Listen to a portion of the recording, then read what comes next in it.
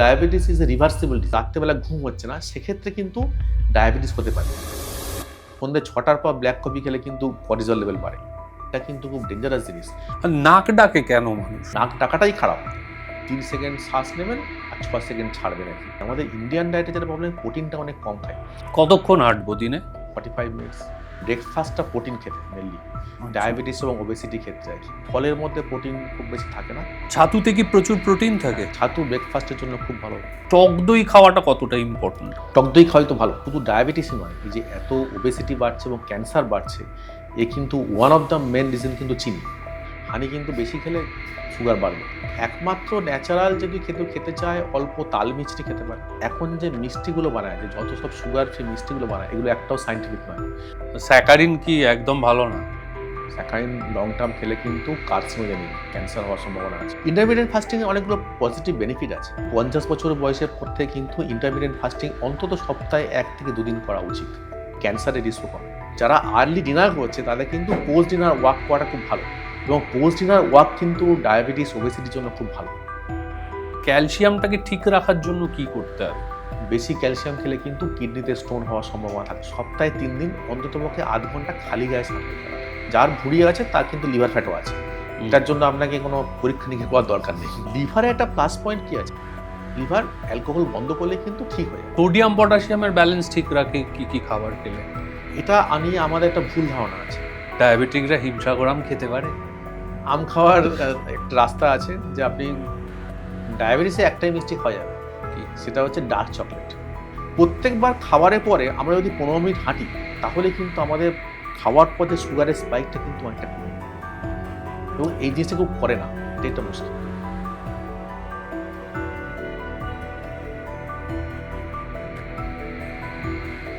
Hello and welcome to time and right podcast with Sourav.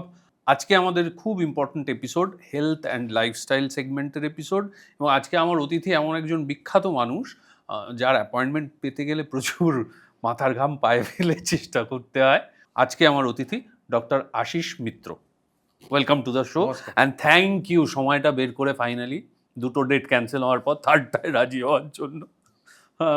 বলছি যে এমনি এখন বিয়ে বাড়ি গেলেও তো লোকে মোটামুটি জিজ্ঞাসা করে নেয় যে আমার এই সমস্যা ইত্যাদি প্রভৃতি। বিয়ে বাড়ি গেলে লোকে জেনারেলি খুব একটা জিজ্ঞেস করে না, কারণ লোকে জানে যে জিজ্ঞেস করলেই বলবো যে এটা খাওয়া বন্ধ, ওটা খাওয়া বন্ধ।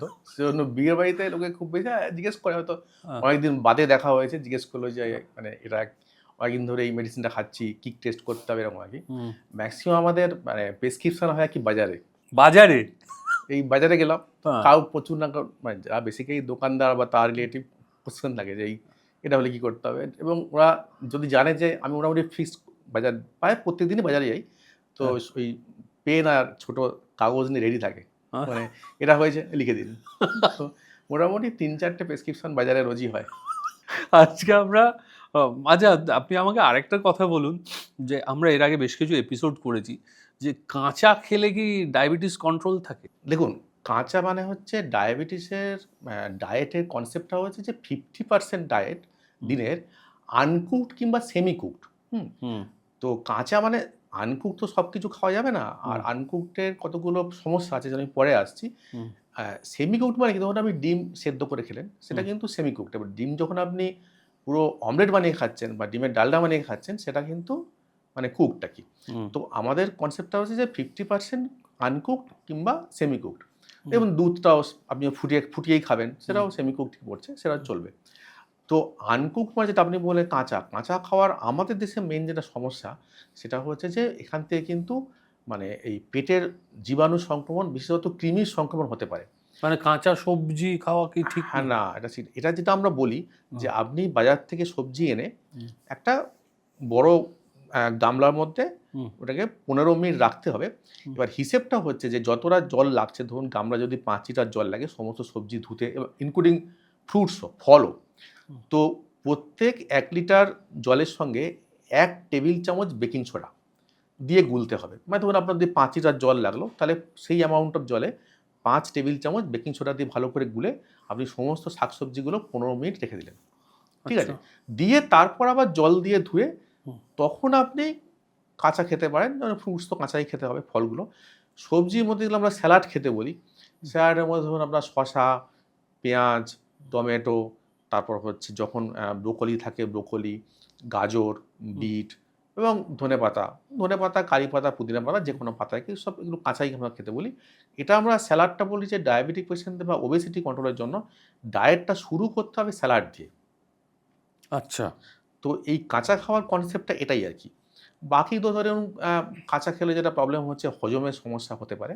কিন্তু এই পদ্ধতিতে ধুয়ে খেলে যেটা বললাম, তাহলে কিন্তু এই পেটের সংক্রমণ বা কৃমির সংক্রমণটা হবে না। যেটা দিয়ে আমার পর্ব মূলত শুরু হবে। আজকে আমরা মেনলি ওবেসিটি নিয়েই কথা বলবো। তো ৩০ বছরের কম বয়সী ছেলেপুলেদের মধ্যেও অনেকের মধ্যে ওবেসিটি ভীষণভাবে দেখা যাচ্ছে এবং ভারতবর্ষের বলা হচ্ছে পপুলেশনের প্রায় অর্ধেক মানুষই ওবেসিটিতে ভুগছেন। কেন? হ্যাঁ, অ্যাকচুয়ালি ডেটাটা হচ্ছে 1990 তে আমাদের পপুলেশনের 6% ওবেসিটি ছিল। সেটা এখন প্রায় 40% হয়েছে। তার কারণটা হচ্ছে আমাদের ডায়েট এবং লাইফস্টাইলটা বিস্তর চেঞ্জ হয়েছে। হ্যাঁ, আমরা এখন বেশি প্রসেসড খাবার খাচ্ছি। হ্যাঁ, আপনি দেখবেন 1990s এ কিন্তু এত এই যে পিজা, বার্গার, হ্যাঁ, বা এই প্রসেসড ফুড এই পাড়ায় বিরিয়ানির দোকান, রোলের দোকান ছিল না। তখন লোকে ঘরের খাবার খেত। আর এখন এই বিশেষত পোস্ট কোভিড এই ওয়ার্ক ফ্রম হোম হয়ে গিয়ে হয়েছে কি মানে লোকের যাতায়াত অনেক কমে গেছে। গেলেও দেখবেন লোকে বাইক, রিক্সা, অটো যাচ্ছে, প্রাইভেট মানে নিজে হেঁটে বা কম করছে। ফলে কি ফিজিক্যাল এক্সারসাইজটা কম হচ্ছে। লোকের কনসেপ্টটা নেই যে আমি কতটা ক্যালোরি খাচ্ছি এবং কতটা বার্ন আউট করতে হবে। ফর এক্সাম্পল দিচ্ছি, আপনি সন্ধ্যাবেলা একটা সিঙ্গাড়া খেয়ে নিলেন। স্ট্যান্ডার্ড একটা সেন মহাশয় সিঙ্গাড়া খেয়ে ফেললেন। এবার ওইটাকে বার্ন আউট করতে গেলে কিন্তু আপনাকে 40 মিনিট হাঁটতে হবে। তো আপনি আমাকে বলুন যে কতজনের এই কনসেপ্টটা আছে যে একটা সিঙ্গাড়া খেলে 40 মিনিট হাঁটতে হবে। সে তো একটা সিঙ্গাড়া খেয়ে না খুব ভালো আছে বলে আরেকটা সিঙ্গাড়া খেয়ে নিল। দিয়ে তারপর আবার দুধ দিয়ে চা ফা কফি-টফি খেয়ে নিল, মিষ্টি দিয়ে। মানে ক্যালোরির পর ক্যালোরি ঢুকছে কিন্তু আর বার্ন আউট হচ্ছে না। তো এইটাই হচ্ছে রিজন। আচ্ছা, এটা পুরো আমি নিজের সঙ্গে রিলেট করলাম, নিজেকে দেখতে পেলাম। সিঙ্গাড়া, তারপরে একটু দুধ চা, একটা খেলে 40 মিনিট হাঁটার মতো। একদম। ওটা বানাচ্ছে কি পুরো আলু, তারপর ময়দা, তারপর তেল। তেলটা আমরা খুব ওভারলুক করে যাই। দেখবেন এরকম প্রচুর ভিডিও আছে যারা এইসব করে না, এই অনুষ্ঠান বাড়িতে বলছে না এটা কলকাতা ভেটকি। হ্যাঁ, কলকাতা ভেটকি ফিশ ফ্রাই, কিন্তু কি তেল দিয়ে ভাজছে সেটা কেউ কিন্তু বলছে না। এই যে সিড অয়েলগুলো, এইগুলো কিন্তু ওবেসিটি, ডায়াবেটিস, ফ্যাটি লিভারের মেন কারণ। যত না মিষ্টি তার থেকে বেশি তেল। তাই নাকি? একদম। মানে ওই এইটা আমার প্রশ্নও আছে, ইনফ্যাক্ট সেটাই আমি জিজ্ঞাসা করি যে আগে প্রথম দিকে বলা হতো যে কিছুদিন আগে অব্দি আমরা ছোটোবেলা থেকে শুনলাম সর্ষের তেল খেও না, সর্ষের তেল খেও না, সর্ষের তেল খেও না, কোলেস্টেরল বাড়বে, ঘি খেও না, ঘি খেও না, ঘি খেও না, তার বদলে সিড অয়েল খাও, সানফ্লাওয়ার অয়েল খাও, এগুলো খুব ভালো। এখন আবার বলছে সেটা কি পয়জনাস। কোনটা ঠিক বলুন তো? সিড অয়েলগুলো একদমই মানে খারাপ।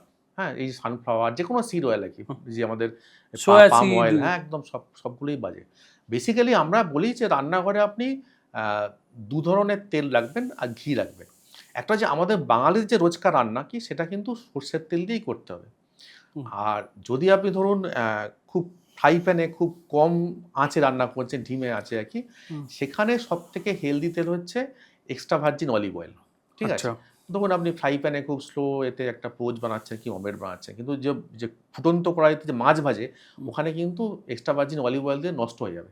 বিকজ ওটা হচ্ছে হিটিং পয়েন্টটা অনেক কম থাকে। হ্যাঁ, সর্ষের তেলের পয়েন্টটা অনেক বেশি। আর আমরা যদি ধরুন কোনো সেদ্ধ খাচ্ছেন, আপনি ধরুন ঢেঁড়স সেদ্ধ খেলেন কি আপনি ঝালমুড়ি খেলেন মাখার জন্য, এটার জন্য এক্সট্রা ভার্জিন অলিভ অয়েল ভালো। মাঝে মধ্যে লুচি পরোটা খেতে ইচ্ছে করবে, তখন কিন্তু ঘি সব থেকে ভালো। ঘি তো বলে যে ঘি যে ক্ষতি করবে, কোলেস্টেরল বাড়িয়ে দেবে। আপনি ধরুন এই সানফ্লাওয়ার বা সিড অয়েলে যদি লুচি পরোটা বানান, সেটা আরও বেশি ক্ষতিকর, আরো বেশি ক্ষতিকর ঘির থেকে। যতটা কম খাওয়া যায়, আমি বলছি না যে রোজই মানে প্রত্যেক রোববার মানে পরোটা খেলে মুশকিল লাগে, অকেশনে তো খেতে ইচ্ছে করলো, সেটা ঘি দিয়ে খাওয়াটা বেটার। রেগুলার রান্নার জন্য সর্ষের তেল, কিন্তু সর্ষের তেলের লিমিট আছে। মানে পার ডে পার পার্সন চেষ্টা করতে হবে 5 চা চামচের কম। মানে যার কিছু হয়নি, যার অলরেডি ডায়াবেটিস হয়ে গেছে, ওবেসিটি হচ্ছে, ফ্যাটি লিভার হচ্ছে বা হার্টের সমস্যা হচ্ছে, তা কিন্তু পার ডে 2 চামচ সর্ষের তেল মধ্যে রান্না কমপ্লিট করতে হবে। 2 চামচ সর্ষের তেলে রান্না? আচ্ছা। ওই স্টু বানিয়ে খেতে হবে কিছু কিছু খাবার আর কি, কিছু কিছু সেদ্ধ করে খেতে হবে। মানে আপনি ধরুন হচ্ছে মানে পাঁপড় না ভেজে পুড়িয়ে খেলেন, বেগুন না ভেজে পুড়িয়ে খেলেন, এভাবে একটু চেঞ্জ করলে অনেক তেল কনজাম্পশন কমে যাবে। আচ্ছা, ফ্যাটি লিভারটা হয় কেন? মানে প্রথমত আমাদের চালু ধারণা হচ্ছে প্রচুর পরিমাণে মদ টদ খেলে ফ্যাটি লিভার হয়, কিন্তু রিসেন্টলি আমার এক বন্ধুর হলো, সে কোনোদিন মদ ছুঁয়ে দেখেনি, তারও হলো। আমার এক বান্ধবীর বাচ্চা হওয়ার পর ফ্যাটি লিভার হলো। এগুলো কেন হয়? ফ্যাটি লিভারে দুটো টাইপ আছে। একটা আপনি যেটা বললেন যে মদ খেলে হয়, সেটা হচ্ছে অ্যালকোহলিক ফ্যাটি লিভার ডিজিজ। হুম আর এখন যেটা মানে এপিডেমিক হয়ে গেছে, সেটা হচ্ছে non alcoholic fatty liver disease. Non alcoholic fatty liver disease হচ্ছে মেন হচ্ছে ওবেসিটি। হুম তো অ্যাকচুয়ালি কি হয়, আমরা যখন এক্সেস ফ্যাট জমা হয় বডিতে আর কি, হুম আমরা ধরুন দরকার নেই খাচ্ছি, এখন এত ফ্যাটি লিভার বাড়ছে কেন? আগে আমাদের কি, আগে এত ব্রেকফাস্টের কনসেপ্ট ছিল না। হুম ব্রেকফাস্টে কেউ গ্রামেগঞ্জে একটু মুড়ি টুড়ি খেলো।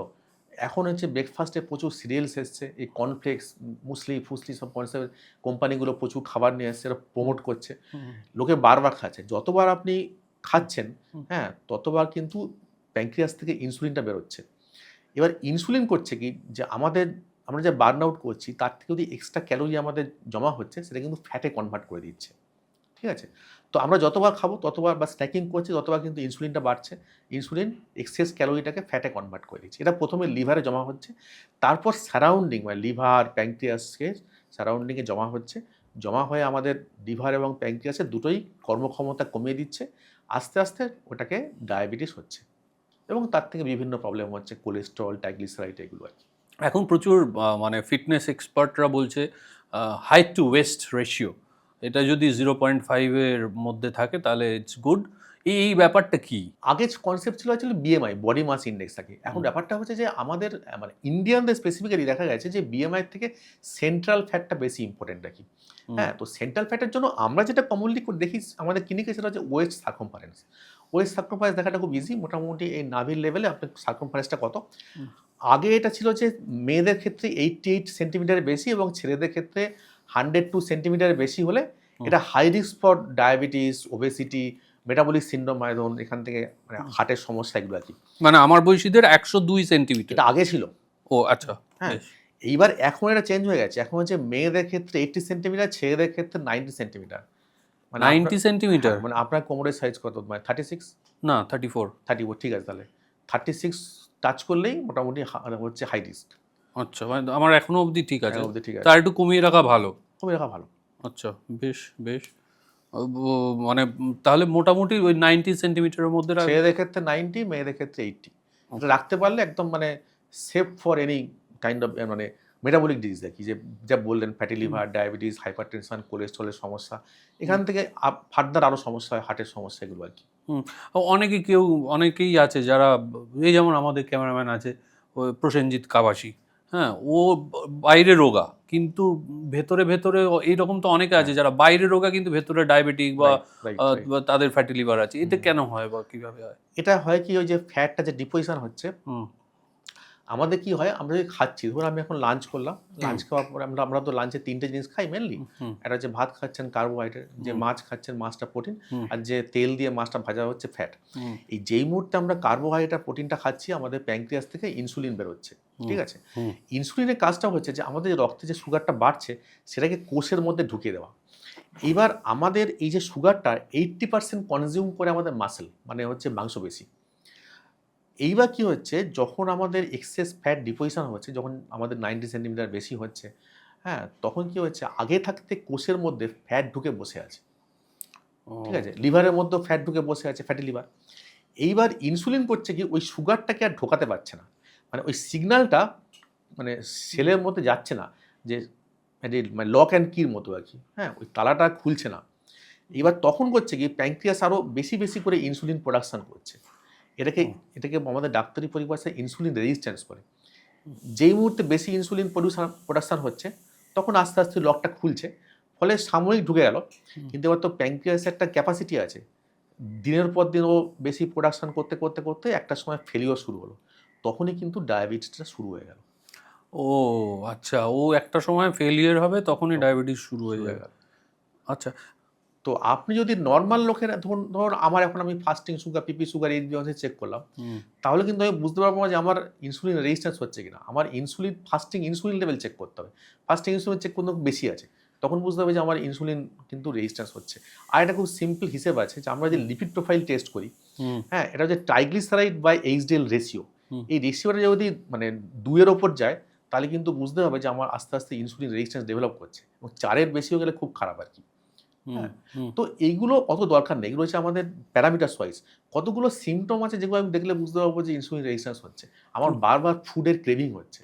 হ্যাঁ, দেখবেন এখন যেটা বলছেন আপনি যে ডায়াবেটিস, ওবেসিটি বাড়ছে, এই যে মাঝরাতে গিয়ে ফ্রিজ খুলে খাবার খাচ্ছে, এর কিন্তু মানে কি হচ্ছে, মানে খাবারের ক্রেভিং হচ্ছে। আমাদের গলার এখানটা একটা কালো দাগ পড়ছে, হ্যাঁ, বা এখানে ছোপ ছোপ দাগ পড়ছে, আন্ডার আর্মে ছোপ ছোপ দাগ পড়ছে, স্কিন খুব ড্রাই হয়ে যাচ্ছে, বারবার ফোঁড়া হচ্ছে, আমাদের পেটটা বেড়ে যাচ্ছে। হ্যাঁ, এইসব সিমটমগুলো হলে বুঝতে হবে যে আমার কিন্তু ইনসুলিন রেজিস্ট্যান্স হচ্ছে। মেয়েদের ক্ষেত্রে রোগ আছে হচ্ছে পলিসিস্টিক ওভারিয়ান ডিজিজ বলে। হ্যাঁ, এগুলো সবই কিন্তু ইনসুলিন রেজিস্ট্যান্স থেকে হয়। হ্যাঁ, তো প্রথম দিকে ইনসুলিনটা বেশি বেশি করে কাজ করছে, তারপর আস্তে আস্তে ফেলিওর শুরু হলে ডায়াবেটিস শুরু হবে। জানুয়ারি মাসে একটা স্টাডি পাবলিশ করেছে যে ডায়াবেটিসের সঙ্গে কি বলবো, ডিপ্রেশনের একটা সমস্যা দেখতে পাওয়া যাচ্ছে। এটা কেন হয়? মানে একজন ডায়াবেটিক মানুষের কি সত্যি সত্যি মন খারাপ, ডিপ্রেশন ইত্যাদি হতে পারে?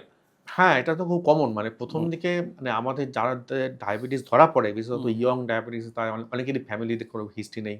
তো প্রচণ্ড ডিপ্রেসড হয়ে যান এইটা কারণে যে সারা জীবন মেডিসিন খেতে হবে। হ্যাঁ, তো এবং এবার সবাই জানে যে ডায়াবেটিসতে বিভিন্ন রকম কমপ্লিকেশন হয়, চোখের প্রবলেম হয়, নার্ভের প্রবলেম হয়, কিডনির প্রবলেম হয়। তো এটা মাথায় ঘুরতে থাকে। হ্যাঁ, তো তার জন্য আমরা কাউন্সেলিং করি। হ্যাঁ, যেটা আমরা প্রথমেই বলি যে এখন কিন্তু diabetes is a reversible disease. Diabetes is a reversible disease? মানে টাইপ 2 ডায়াবেটিস যেটা ইন্ডিয়াতে মেনলি হয় আর কি। প্রথম 6 বছরের মধ্যে কিন্তু ডায়াবেটিস রিভার্স করে যায়। ঠিক আছে? এবং আমাদের অনেক পেশেন্ট আছে যারা লাইফস্টাইল মেইনটেইন করে কিন্তু 5 বছর 6 বছর হয়ে গেছে, কোনো মেডিসিন তারা খাচ্ছেন না। তো এই কাউন্সেলিংটা করলে অনেকের ইনিশিয়াল ডিপ্রেশনটা কেটে যায়। হ্যাঁ, তারা বুঝতে পারে, এবং আমরা বলে দিই কিভাবে কি করতে হবে আপনাকে, মানে চ্যালেঞ্জ কি নিতে হবে লাইফে। তো সেগুলো আমরা আমাদের কাউন্সিলর বলে দেয়, মেনলি আমরাও বলে দিই যে কিভাবে কি করতে হবে।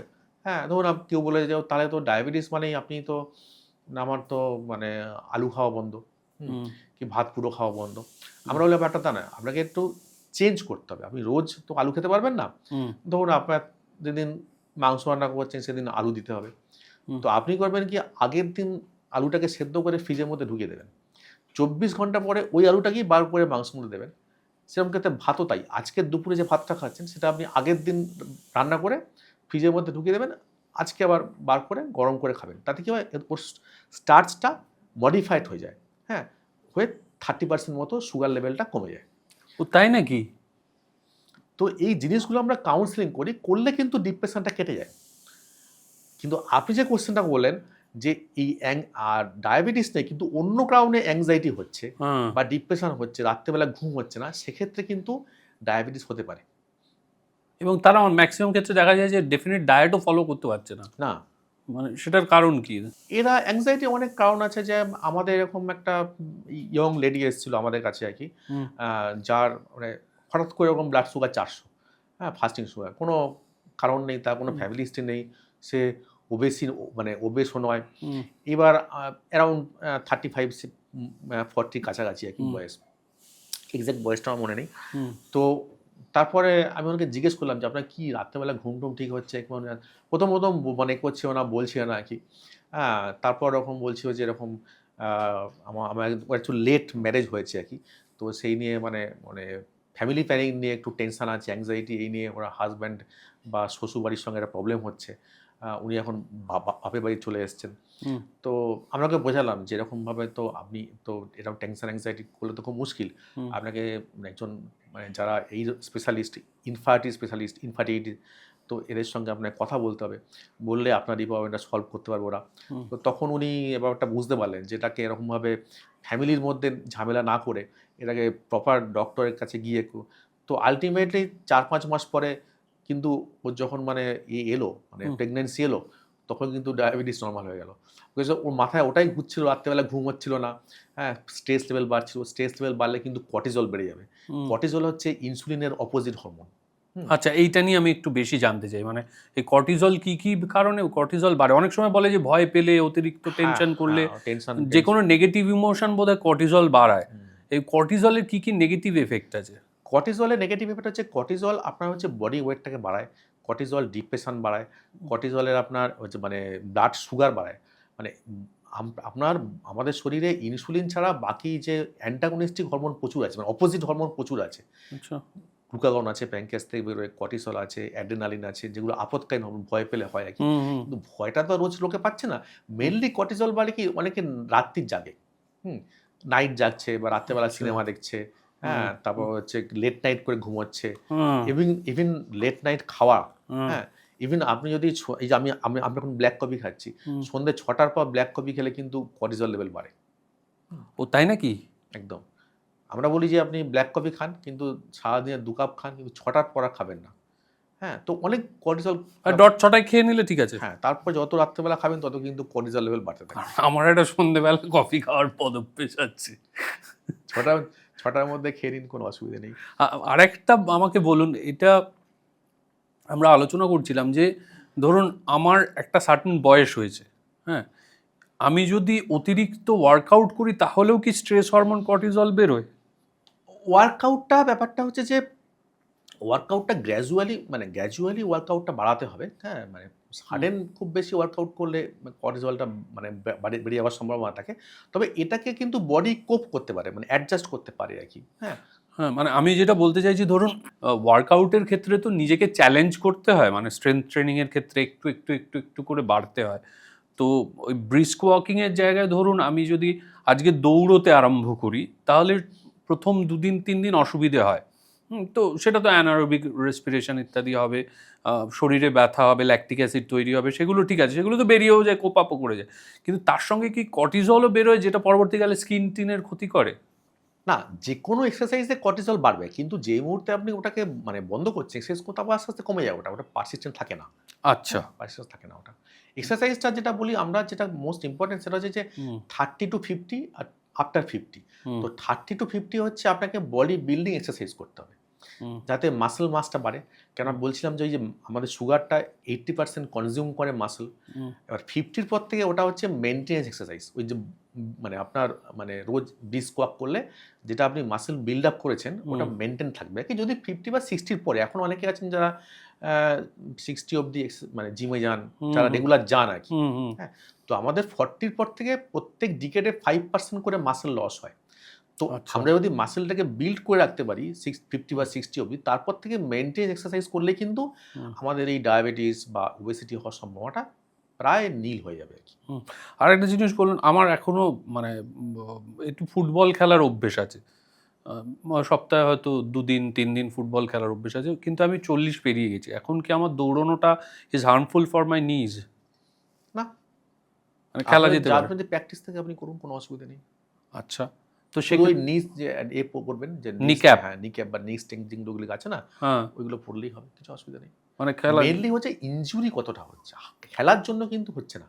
মেইনলি মানে কোনো একটা মানে আপনার একটা মানে অপোনেন্ট প্লেয়ারের সঙ্গে তার বুটটাই সেখানে খুব জোরে লাগলো, বা আপনি পড়ে গেলেন মাঠে জোরে লাগলো, তখন কিন্তু নি ইনজুরিটা প্রবলেমেটিক। রেগুলার খেললে কোনো নির কোনো প্রবলেম, মানে ওই যে বলে দৌড়ানোর জন্য নিয়ের ক্ষতি টতি। আপনি তো স্নিকার পরে দৌড়াচ্ছেন, হ্যাঁ, খালি পায়ে দৌড়ানোটা রিস্কি, কিন্তু স্নিকার পরলে কিচ্ছু হবে না। ও ওই যে মাঠে বলে আগে খালি পায়ে ঘাসের ওপর দৌড়ানো, প্রায় 40-এর পর মুশকিল, সেটা কম বয়সে ঠিক আছে, কিন্তু 40-এর পর সবসময় স্নিকার পরেই করা উচিত। আপনি যেহেতু ঘুম নিয়েও বললেন, অনেকের স্লিপ অ্যাপনিয়া থাকে, তো এই স্লিপ অ্যাপনিয়া তো আপনারা ওই বিভিন্ন রকম ট্রিটমেন্ট এবং ওই একটা ডিভাইস হয় যেটা খুব সহজ করে দেয় ব্রিদিং, ফলে ওই সমস্যাটা আস্তে আস্তে কমে যায়।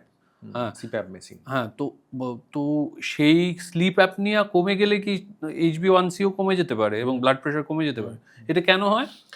আমার একটা স্টাডি আছে, আমি আপনাকে, এটা হচ্ছে একটা ইন্টারন্যাশনাল জার্নালে রিসেন্টলি গত বছর পাবলিশ হয়েছিল, যে বেসিক্যালি স্লিপ অ্যাপনিয়ার কিন্তু মেন কারণ হচ্ছে ওবেসিটি। হ্যাঁ, আমাদের এই গলার এখানে ফ্যাট ডিপোজিশনটা বেশি হচ্ছে, ফলে যখন আমাদের আমরা ঘুমোচ্ছি আর কি, আমাদের আলজিপটা গিয়ে শ্বাসনালী ওখানে লাগছে, যেহেতু এটা আগে থাকতেই শুরু হয়ে আছে ফ্যাটের জন্য, ফলে কী হচ্ছে আমাদের অক্সিজেনটা লাংসে কম যাচ্ছে, ফলে ব্রেনে অক্সিজেনটা কম যাচ্ছে, ফলে কী হচ্ছে একটা সার্টেন টাইমে দেখবেন নাক ডাকতে ডাকতে ডাকতে হঠাৎ করে নাকটা মানে বন্ধ হয়ে যাচ্ছে, ওটা হচ্ছে ব্রেনে অক্সিজেনটা কম যাচ্ছে, এবং এটা কিন্তু খুব ডেঞ্জারাস জিনিস। মানে স্লিপ অ্যাপনিয়াটাকে মানে আমাদের যে ওবেসিটি বা মেটাবলিক সিনড্রোম একটা পার্ট, যেটাকে আমরা মানে পেশেন্টরা মানে অ্যাওয়্যার নয় বলে একটা নেগলেক্ট করে, দেখবেন নাক ডাকছে কিন্তু প্রচুর লোকের, তার অ্যাওয়্যার নয়। এই যে অনেকের দেখবেন ব্লাড প্রেশার বেড়ে যাচ্ছে, এর কারণ কিন্তু স্লিপ অ্যাপনিয়া। আচ্ছা। আমরা মোটামুটি কারোর যদি ৩টের বেশি ব্লাড প্রেশারের মেডিসিন লাগে ব্লাড প্রেশার কন্ট্রোল করতে, তাকে তার মানে সে বলতে পারবে না। তার পার্টনারকে আমরা জিজ্ঞেস করি যে উনার নাক ডাকে কিনা, নাক ডাকতে তো বন্ধ হয়ে যায় কিনা। তো হ্যাঁ বলে, সঙ্গে, সঙ্গে আমরা স্লিপ স্টাডি করি। এটা ওবেসিটি রিলেটেড। ওবেসিটি কমে গেলে কিন্তু স্লিপ অ্যাপনিয়াও কমবে, ডায়াবেটিসও কমবে। হুম। আর নাক ডাকে কেন মানুষ? মানে নাক ডাকা ওই কি ক্ষতিকর হ্যাঁ, বেসিক্যালি? অবশ্যই ক্ষতিকর। মানে সাধারণতই যারা নাক ডাকি আমরা, এটা ইজ ইট নাক ডাকে মানে তার কম বেশি স্লিপ অ্যাপনিয়া হচ্ছে। এবার এটা ডেঞ্জারাস লেভেলে পৌঁছচ্ছে কিনা দেখার জন্য আমরা স্লিপ স্টাডি করি। কিন্তু নাক ডাকাটাই খারাপ। এটা কি ঠিক করা যায়? নাক ডাকা ঠিক হ্যাঁ, ঠিক কি করা যায়। কি করে ঠিক করব? ওয়েটটাকে ঠিকঠাক রাখতে হবে। হ্যাঁ, হুম। এবার দেখতে হবে যে কোনো মেকানিক্যাল প্রবলেম হচ্ছে কিনা। হ্যাঁ, যে আমাদের নাকের ভেতরে কোনো প্রবলেম হচ্ছে কিনা, হ্যাঁ, আচ্ছা। মানে অবস্ট্রাকশন হচ্ছে কিনা সেটা দেখলে তো আবার ঠিক হয়ে যায়। মানে নাক ডাকা সবার ক্ষেত্রে ঠিক হয়ে যায়? ওবেসিটি ম্যানেজ করে অনেকের সিপ্যাপ মেশিন বন্ধ হয়ে গেছে, এরকম পেশেন্টও আছে। স্পিরিচুয়াল ওয়েলবিং, ধরুন একজন মানুষের মেডিটেশন, ব্রিদিং এক্সারসাইজ এটসেট্রা এইসব করলেও কি ডায়াবেটিস এবং ওবেসিটি কন্ট্রোল করা যায়? অবশ্যই কমে। কিভাবে কানেক্টেড এটা স্পিরিচুয়াল ওয়েলনেস? বেসিক্যালি এই মেডিটেশন করলে কি হয়, আমাদের যে প্যারাসিম্প্যাথিক অ্যাক্টিভিটিটা বেশি মানে প্যারাসিম্প্যাথেটিক প্যারাসিম অ্যাক্টিভিটি। আমাদের আমাদের নার্ভের দুটো আছে, একটা সিম্প্যাথেটিক অ্যাক্টিভিটি, একটা হচ্ছে প্যারাসিম্প্যাথেটিক অ্যাক্টিভিটি। তো সিম্প্যাথেটিক অ্যাক্টিভিটি যে আপনি বলেন যে হঠাৎ ভয় পেয়ে গেছে, কর্টিসল বেড়ে যাচ্ছে, এই যে নার্ভটাকে সিগন্যাল দিচ্ছে, এটাকে সিম্প্যাথেটিক অ্যাক্টিভিটি বলে। আর প্যারাসিম্প্যাথেটিক অ্যাক্টিভিটি হচ্ছে বডিকে কুল ডাউন করে আর কি। হ্যাঁ, আমি যখন বলি যে আপনি পেশেন্টকে বলি যে আপনার কোনো ঘুম আসছে না, আমি বলি আপনি শুয়ে শুয়ে মানে ৩ সেকেন্ড শ্বাস নেবেন আর ৬ সেকেন্ড ছাড়বেন আর কি। এই ধরনের অ্যাক্টিভিটি বা মেডিটেশন, যোগা যেগুলো আপনি বলেন, এই প্যারাসিম্প্যাথিক অ্যাক্টিভিটি যখন বাড়ছে মেডিটেশন, যোগা করে, তখন কিন্তু কর্টিসল লেভেলটা কমে। হ্যাঁ, আচ্ছা। কর্টিসল লেভেল কমলে কিন্তু না সুগার বা মানে ডায়াবেটিস, ওবেসিটি সবই কমে। এই যে ধরুন এই ব্রিদিং এক্সারসাইজ বা এগুলো কি রাত্রিরে ঘুমানোর আগে বিছানায় বসে করতে পারবো? করতে পারবে, সন্ধ্যাবেলা করতে পারবে। মানে কখন করা ভালো, ঘুমের জন্য কোন সময় করা উচিত? সন্ধ্যের দিকে। সন্ধ্যের দিকে? যে কোনো সময় যেকোনো করতে সময় পারে? করতে পারো, অসুবিধা নেই। ওদের একটা কথা খুব চালু আছে, calorie in and calorie out, এই দুটো যদি ইকুয়াল করে দেওয়া যায় তাহলে আমরা গেন করব না। এই ব্যাপারটা যদি একটু বুঝিয়ে বলেন। কিন্তু এই অনেক ক্ষেত্রে দেখা যাচ্ছে লং টার্মে এই জিনিসটা ফেল করছে, এটা ধরে রাখা যাচ্ছে না। এটা কেন হয়? দেখুন, লং টার্মে ফেল করছে তার কারণটা হচ্ছে যে আমাদের মাংসপেশি নিজেকে অ্যাডাপ্ট করতে পারে। হুম? ধরুন আজকে ২০২৬ সালের 10th মেতে আমি 45 মিনিটস ব্রিস্ক ওয়াক করে যে amount of calorie burn out করব, সেম ডেতে 2027 এ কিন্তু সেই অ্যামাউন্ট বার্ন হবে না। কেননা মাসল ওটাকে অ্যাডাপ্ট করে। যে লো ক্যালোরিতে মেইনটেইন করা আর কি। মানে ক্যালোরি বার্ন আউট হয় না। হ্যাঁ? ও। তো যেই মুহূর্তে আপনি মানে ওয়েটটা লুজ করছেন, ফিজিক্যালি ফিট হচ্ছেন, তখন কিন্তু বডির মানে বেসাল মেটাবলিক রেটটা কমে যায়। ফলে কি হচ্ছে, আমাকে আরও বেশি এক্সারসাইজ করতে হবে, নয় আমাকে ক্যালোরিটা কম খেতে হবে। হ্যাঁ? তো এটাকে আমরা বলি যে এটাকে করতে গেলে যেটা করতে হয় যে আমরা ক্যালোরি তো আমরা ফিক্স করে দিই। ক্যালোরি তো কম খাওয়ার কোনো প্রশ্ন নেই। আমাদের ধরুন মোটামুটি স্ট্যান্ডার্ড যাদের ওবেসিটি বা ডায়াবেটিস হচ্ছে স্ট্যান্ডার্ড 1000 থেকে 1200 ক্যালোরি। প্রোটিনটা আমরা বেশি করে খেতে বলি। আমাদের ইন্ডিয়ান ডায়েটে যেটা প্রবলেম, প্রোটিনটা অনেক কম খাই। এবার যে এক্সারসাইজ করছে তার ক্ষেত্রে কিন্তু প্রোটিনটা বাড়াতে হয়। ঠিক আছে? তো আমরা বলি আপনি ওই বার্ন আউটটাও আস্তে, আস্তে বেশি করতে হবে আরকি। মানে সপ্তাহে ২ দিন ধরুন খুব ইনটেন্স এক্সারসাইজ করতে হবে। হ্যাঁ? তো আর বাকি ৫ দিন ব্রিস্ক ওয়াক করলেই হবে আরকি। ইনটেন্স এক্সারসাইজ মানে? ইনটেন্স মানে ধরুন আপনি সপ্তাহে ২ দিন জিমে গিয়ে আপনি ট্রেডমিল করলেন, সাইক্লিং করলেন, হালকা ওয়েট তুললেন আরকি। Up to 60 years. হ্যাঁ? তো এটা বেসিক্যালি প্র্যাকটিক্যালি স্যাটারডে, সানডে ছাড়া হবে না। কারণ বাকি ৫ দিন তো সবার অফিস থাকে। বাকি ৫ দিন আমরা বলি আপনি যেকোনো সময় সকাল হোক, বিকেল হোক ব্রিস্ক ওয়াক করুন। যারা মানে প্রাইভেট ভেহিকলে আসছেন তাদেরকে আমরা বলি যে আপনি ২-৩টে স্টপেজ আগে নেমে হাঁটতে আরম্ভ করুন ফেরার সময় আরকি। আমি তো নিজে গাড়ি চালিয়ে আসি, কি আপনার করব? ক্ষেত্রে সকালবেলা মানে মর্নিং ওয়াকটাই মানে বেস্ট অপশন আরকি। কতক্ষণ হাঁটবো দিনে? 45 মিনিটস। ৪৫ মিনিট। আচ্ছা, ব্রিস্ক ওয়াক কাকে বলে? ব্রিস্ক ওয়াক মানে হচ্ছে ঘাম হবে এবং আপনি যদি কারোর সঙ্গে মানে পাশাপাশি হাঁটছেন, তার সঙ্গে একটা সেন্টেন্স অ্যাট এ স্টেজ বলতে পারবেন না। হ্যাঁ? মানে অ্যাট এ স্টেজ একটা সেন্টেন্স বলতে হলে আপনাকে একটু দম নিতে হবে। তার মানে আপনার ব্রিস্ক ওয়াক হচ্ছে আরকি। প্রোটিন এর কথা বললেন যে আমাদের প্রোটিন কম খাওয়া হয়। সাধারণত কতটা প্রোটিন খাওয়া উচিত? প্রোটিন হচ্ছে আপনার হচ্ছে 1 গ্রাম পার কেজি বডি ওয়েট। মানে ধরুন আমার যদি 80 কেজি বডি ওয়েট হয়, আমার per day minimum 80 gram protein. এবার আমি যদি খুব ইনটেন্স এক্সারসাইজ করি, তাহলে অবশ্যই আমার প্রোটিন বেশি লাগবে। নয়তো আমার মাসল আস্তে, আস্তে ক্ষয়ে যাবে। তো যারা ইনটেন্স করছে তাদের 1.5 মানে ধরুন প্রায় 120 গ্রাম অবধি প্রোটিন চলতে পারে পার ডে। এবার 120 গ্রাম প্রোটিন মানে কিন্তু অনেক। হ্যাঁ? মানে 100 গ্রাম প্রোটিন খেতে গেলে আপনাকে ধরুন সকালবেলা মিনিমাম 2টো ডিম খেতে হবে, 2 পিস মাছ খেতে হবে, তারপর ধরুন আপনাকে ডাল তো খেতেই হবে দুবেলাই, এরকম আর কি, তারপর ছানা খেতে হবে। তো বাবা, এ তো অনেক খেতে হবে। আমরা ওই জন্য বলি যে ব্রেকফাস্টটা প্রোটিন খেতে মেনলি, আচ্ছা। ডায়াবেটিস এবং ওবেসিটি ক্ষেত্রে আর কি। প্রোটিন খেতে বলতে মানে কিরকম খেতে মানে হবে? ধরুন ব্রেকফাস্টে আপনি 2টো ডিম সেদ্ধ খেলেন, হুম বা ধরুন আপনি ছোলার ছাতু খেলেন, হ্যাঁ, হুম বা ধরুন দুধ দিয়ে ওটস খেলেন।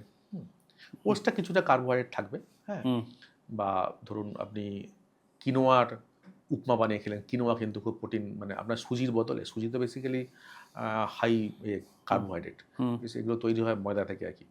তো ব্রেকফাস্টে আমরা বলি যদি কোনো ফলের মধ্যে প্রোটিন খুব বেশি থাকে না, হুম অ্যাভোকাডো যদি সম্ভব হয় খাওয়া আর কি, হ্যাঁ, হুম। তো অ্যাভোকাডো খেতে পারেন যার এই সামর্থ্য আছে আর কি। ছাতুতে কি প্রচুর প্রোটিন থাকে? হ্যাঁ, ছাতুতে প্রোটিন থাকে, ছোলা ছাতু তো। ছোলার ছাতু? আপনি চাইলে ছোলা বাদাম ভিজিয়েও খেতে পারেন, কোনো অসুবিধা নেই। ছোলা বাদাম ভিজিয়ে হুম। যদি এমনি খেলো, বা অল্প তেলে ফ্রাই প্যানে একটু করে না, যদি ছাতু গুলে খায় অনেকে, যে ছাতু ব্রেকফাস্টের জন্য খুব ভালো হুম আইটেম আর কি। হ্যাঁ, অনেকে ছাতু দই একসঙ্গে দিয়ে সেটা মেখে খায়, ভালো। ভালো। যে টক দই খাওয়াটা কতটা ইম্পর্ট্যান্ট?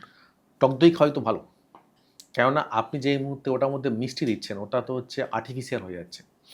হুম সমস্ত মিষ্টিগুলো, হুম মানে এই যে চিনি যেটা দেয়, এটা তো বেসিক্যালি কেমিক্যাল, সালফারযুক্ত চিনি। এবং এটার জন্য এই যে শুধু ডায়াবেটিসই নয়, এই যে এত ওবেসিটি বাড়ছে এবং ক্যান্সার বাড়ছে, এ কিন্তু one of the main reason কিন্তু চিনি। আচ্ছা। এটা তো বেসিক্যালি কেমিক্যাল, তাই না? হুম কেউ তো হচ্ছে অর্গ্যানিক চিনি দিয়ে বানায় না। আপনি মিষ্টি দোকানে যান, কেউ জিজ্ঞেস করবেন, কেউ অর্গ্যানিক চিনি দিয়ে বানায় না। ওই অর্গ্যানিক, এখন অনেকে বলছে যে ওই হানি বা স্টিভিয়া এগুলো ব্যবহার করা। দেখুন, হানি ভালো কোয়ালিটির হানি পেলে ডেফিনেটলি খেতে পারেন, কিন্তু মানে দিনে একবার 1 থেকে 2 চামচ। হানি কিন্তু বেশি খেলে সুগার বাড়বে। ও আর আচ্ছা। যার ডায়াবেটিস নেই তার জন্য আমরা বলি হানি বা গুড় খেতে পারে, কিন্তু ডায়াবেটিস থাকলে হানি, গুড় সবগুলোই কিন্তু সুগার বাড়াবে। ও, একমাত্র ন্যাচারাল যদি খেতে চায়, অল্প তাল মিছরি খেতে পারে।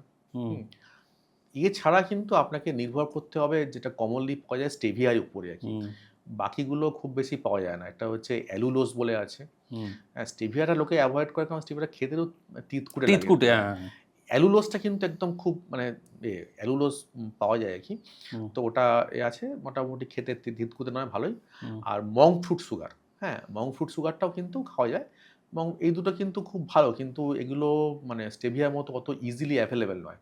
আপনি বড় কাউন্টার ছাড়া পাবেন না, বা অনলাইন ছাড়া পাবেন না আর কি। হুম তো স্টেভিয়াটা ইজি পাওয়া যায় বলে আমরা বলি আপনি রান্নাও স্টেভিয়া দিয়ে করুন ডায়াবেটিক ওবেসিটি পেশেন্টদের। হুম আবার ধরুন চাটনি খেতে হচ্ছিল, স্টেভিয়া দিয়ে বানান, বা দুধ বা কফি যদি খেতে ইচ্ছে করে, মনে হয় যদি ব্ল্যাক কফি বা চিনি ছাড়া খেতে অসুবিধে হয়, বা চা, গ্রিন টি যদি চিনি ছাড়া খেতে অসুবিধা হয়, স্টেভিয়া দিয়ে খান। অনেকে হ্যাবিট আছে হচ্ছে চা বা কফিতে ওই একটি বস্তু পাওয়া যায় যেটার থেকে এরকম বড়ির মতো জিনিস পড়ে, সেটা ফেলে দিয়ে মিশিয়ে খায়, সুগার ফ্রি ট্যাবলেটস। না, ওটা কিন্তু স্টেভিয়া দিয়ে তৈরি নয়। ওটা না, কিন্তু সুগার ফ্রি ট্যাবলেট কি খাওয়া ভালো? মানে সুগার ফ্রি ট্যাবলেট যদি স্টেভিয়া থেকে তৈরি হয়, সে ঠিক আছে। যদি সেটা না হয়, স্টেভিয়া না হয় তাহলে কিন্তু না হওয়াই ভালো। না খাওয়াই ভালো। ইভেন এই যে এখন যে মিষ্টিগুলো বানায়, যে যত সব সুগার ফ্রি মিষ্টিগুলো বানায়, এগুলো একটাও সায়েন্টিফিক নয়। আমি নিজে জিজ্ঞেস করেছি দু একটা দোকানে গিয়ে। হুম যেমন আমি হিন্দুস্তান সুইটস জিজ্ঞেস করছিলাম যে ওরা কিন্তু বানায়, হুম যেরকম এই যে কী দিয়ে বানাচ্ছ? প্রথমে তো বলতে চায় না। হ্যাঁ, তারপর হুম। এদিক ওদিক জিজ্ঞেস করলাম। আল্টিমেটলি বুঝলাম যে কথাবার্তা শুনে যে ওরা স্যাকারিন দিয়েই বানায়। স্যাকারিন দিয়ে? একদম। স্যাকারিন কি একদম ভালো না? স্যাকারিন লং টার্ম খেলে কিন্তু কার্সিনোজেনিক, ক্যান্সার হওয়ার সম্ভাবনা আছে। তবে ওরা একটা ভালো জিনিস বানায়, হুম সেটা হচ্ছে দইটা বানায় হচ্ছে তুলসীর রস দিয়ে। তো বাড়িতে যারা দই পাতে, হুম তাদের যদি টক দই খেতে অসুবিধা হয়, সো আপনি যেটা বললেন যে মিষ্টির অল্টারনেট হচ্ছে যে তুলসী পাতা, এখন তুলসী গাছ সব বাড়িতেই আছে, তুলসীর রস দিয়ে করতে পারে। এতে দুটো সুবিধে হবে। একটা, যারা টক খেতে পারে না তাদের সুবিধে, একটু মিষ্টি হলো। আর এটা কিন্তু ইমিউন বুস্টার। হ্যাঁ, তুলসী পাতার রস কিন্তু ইমিউনিটিকে বুস্ট করে। ওহ, দিস ইজ ফ্যান্টাস্টিক। এটা খুব ভালো। আর একটা জিনিস বলুন, আমরা যে খাবার খাচ্ছি, সেটা কি আমাদের শুধু ডায়েট নাকি এটা সেই সঙ্গে একটা হরমোনাল সিগন্যালও? মানে ধরুন আমি সেম ক্যালোরির দুটো খাবার খেতে পারি, মানে আমি ডিমও খেতে পারি একই, বা এক স্লাইস ব্রেডেরও ক্যালোরি ভ্যালু মোটামুটি এক, কিন্তু সেটা কি আমাদের শরীরকে আলাদা আলাদা সিগন্যাল দেয়? কিরকম এই ব্যাপারটা? কার্বোহাইড্রেট বেসিক্যালি করে কি আপনার ইনসুলিনটাকে বেশি মানে ক্ষরণ করতে আদেশ দেয় আর কি। যত বেশি কার্বোহাইড্রেট খাবে তত প্যানক্রিয়াসের সিগন্যাল যাবে বেশি ইনসুলিন বার করার জন্য। প্রোটিন কিন্তু অতটা করবে না। আর সেকেন্ডলি হচ্ছে যে প্রোটিন খেলে আপনার অনেকক্ষণ মানে পেটটা ভর্তি থাকে। হুম? আর এটার কারণটা হচ্ছে যে আমাদের পেটে কিছু জার্ম থাকে, ব্যাকটেরিয়া থাকে, সবাই থাকে। এবার ব্যাকটেরিয়াগুলোরও ওই আমাদের মানে ইয়ং জেনারেশনের মতো একটা খুব ব্যাড হ্যাবিট আছে যে ওরা ওই মানে রিফাইন্ড খাবারগুলো বেশি পছন্দ করে। ঠিক আছে? আচ্ছা। হ্যাঁ, যত আপনি বার্গার, পিজ্জা খাবেন ততই ওদের ওটা ভাল লাগবে আর কি। ওরা ওটা করে কি খুব ভালো করে। তো যত আমরা ওগুলো অ্যাভয়েড করব, হ্যাঁ, তত আমাদের খারাপ ব্যাকটেরিয়া থেকে ভালো ব্যাকটেরিয়াতে ট্রান্সফর্ম হবে পেটের মধ্যে আর কি। ভালো ব্যাকটেরিয়াগুলো করে কি আমাদের ভালো খাবার থেকে প্রোটিন বা এগুলো থেকে শর্ট চেন ফ্যাটি অ্যাসিড বলে একটা কেমিক্যাল পেটের মধ্যে বেরোয়। কি আরেকবার? শর্ট চেন ফ্যাটি অ্যাসিড বলে একটা কেমিক্যাল ভালো ব্যাকটেরিয়াগুলো পেটের মধ্যে মানে তৈরি করে। এই শর্ট চেন ফ্যাটি অ্যাসিড করে কি দুটো কাজ করে। আমাদের ব্রেনের সিগন্যাল দেয় যে আমাদের মানে আর খাবার দরকার নেই, মানে আমাদের ফুল হয়ে গেছে। আর সেকেন্ডলি হয়েছে যে খাবারের যে মানে কার্বোহাইড্রেট থেকে যে সুগারটা পেটের মধ্যে থেকে যে ব্লাডে ঢুকবে সেই অ্যাবজর্পশনটা কমিয়ে দেয়, স্লো করে দেয় আর কি। ফলে আমাদের তাড়াতাড়ি সুগারটা বাড়ে না, আর ব্রেনকে বলে যে না মানে মানে আর খাবার দরকার নেই আর কি। এটা হচ্ছে যখন আমাদের ভালো ব্যাকটেরিয়া গ্রো করে।